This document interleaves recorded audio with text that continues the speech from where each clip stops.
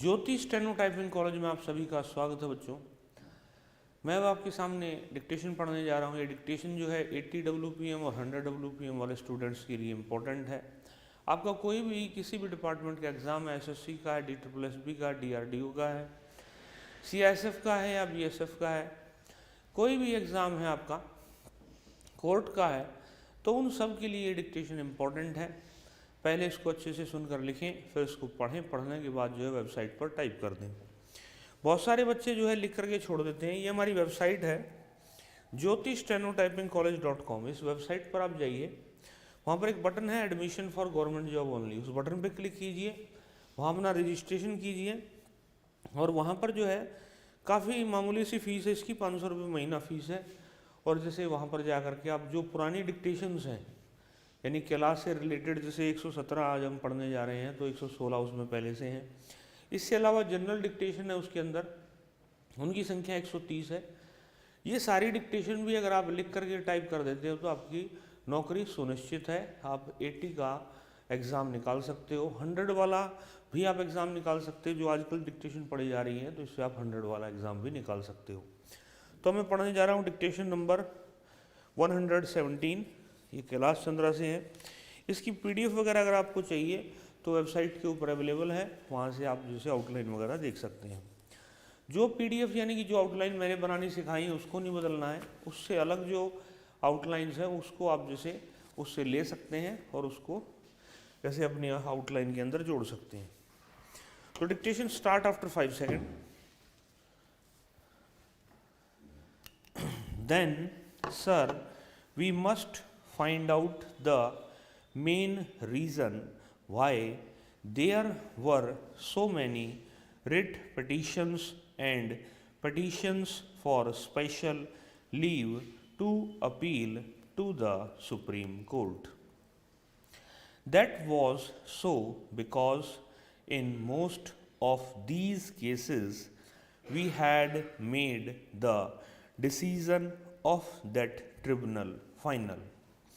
Now, under the Constitution, the Supreme Court has got the right to grant special leave of appeal. That is naturally untouched. Similarly, the High Courts have got the right of the power to issue writs. Of course, I cannot say that it is all without justification. Probably many of those courts thought that in a matter where the aggrieved party had no remedy whatsoever, they should rather have the right to look into that matter. And it was from that point of view probably that we had so many appeals and so many writs issued by the High Court.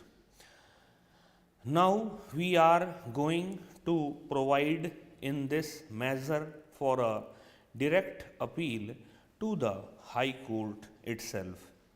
As the lawyer members probably know, when there is a remedy by way of appeal, no High Court itself.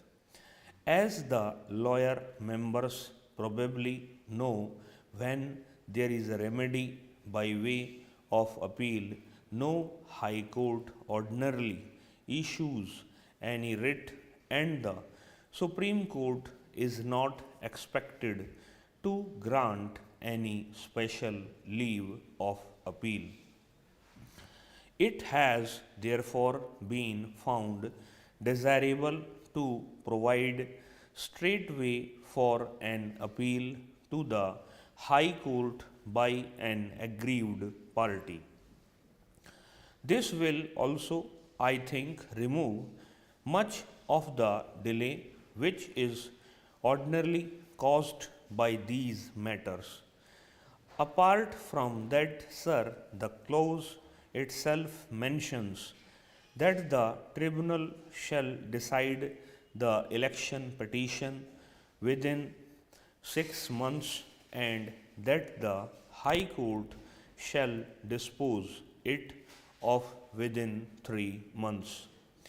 I know that even if we impose such a restriction, it may not necessarily be so. But I am sure that unless there are any special reasons, etc., the tribunals will dispose of these matters within 6 months, and the High Court also will give priority to matters like these and dispose them of within 3 months. So, the honorable members will find that the present two provision that has been made in this bill is much more satisfactory than the previous one. Then, sir, as the honorable members are aware, there was a little confusion with regard to the various categories of corrupt practices. For instance, there were major corrupt practices, there were minor corrupt practices, and there were illegal practices, and all of them had different effects under different circumstances. And even some of the lawyers found this matter rather a very intricate one. In the present bill, therefore, only corrupt practices have been mentioned, and the distinction between in the present bill, therefore, only corrupt practices have been mentioned, and the distinction between major and minor corrupt practices has been taken away. Of course, so far as offences are concerned, there is that category of electoral offences, and that has been done with a view to changing any particular effect with respect to the matters which are undesirable, but that has been done with a view to making the whole thing far more simple and easily understandable. So, you will find that so far as the present bill is concerned, it has made the election law as simple as possible. Probably there has been some difference of opinion in the other house, and there might be some difference of opinion in this house as well with regard to the clause relating to disqualification, and particularly with regard to the disqualification incurred by a person who has been sentenced to imprisonment for 2 years and more. The reason for that is that generally the offences for which a man is sentenced to 2 years are cognizable offences and offences of a more serious nature. It was therefore thought that in such a case he should not be allowed to stand for 5 years more. But even then, as matters now stand, that disqualification can be removed by the Election Commission in suitable cases. Now, as the honorable members are aware, the Election Commission is a special constitutional authority set up by us in order to ensure the free and fair elections which we want to have in the country. Therefore, it is not as if this power is given to some executive officer of the government. It is not correct to look at it from that point of view. As honorable members know, a man may be convicted or even sentenced to 2 years for offences which may not involve what is vaguely termed as moral turpitude.